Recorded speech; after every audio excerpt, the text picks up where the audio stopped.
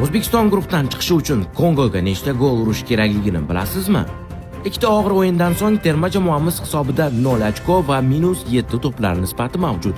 Ko'pchilik Kongoni yutsak chiqamiz deb o'ylamoqda, lekin aslida unday emas.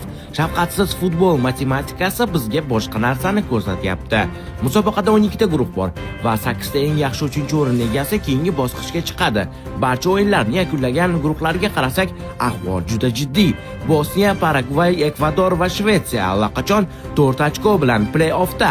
Senegal +2, Eron 0, Janubiy Koreya -1 va Shotlandiya -3 to'plar nisbati bilan ushbu jamoalarda 3 ochkodan mavjud. 1-0 yoki 2-1 hisobi bizga yordam bermaydi. Agar Kongoni minimal hisobda yutsak, ochkomiz 3 taga yetadi, lekin to'plar nisbatimiz -6 bo'lib qolaveradi. Bu bilan biz eng yomon 3-o'rin egalari qatoriga tushamiz va guruhda qolib ketamiz. Bizga qanday hisob kerak? Boshqa guruhlardagi raqiblarni quvib o'tishimiz uchun yigitlarimiz Kongo darvozasiga javobsiz kamida 4 ta yoki 5 ta gol urishlari shart. Faqatgina dahshatli yirik g'alaba to'plar nisbatimizni -3 yoki -2 ga olib chiqadi va play-off eshiklarini ochadi. Oson bo'lmaydi, lekin futbolda mo'jizalar ro'y berib turadi. Yigitlarimiz oxirigacha jang qilishlari shart. Sizningcha O'zbekiston terma jamoasi Kongoni 4-0 yoki 5-0 hisobda mag'lub etib, mo'jiza yarata oladimi?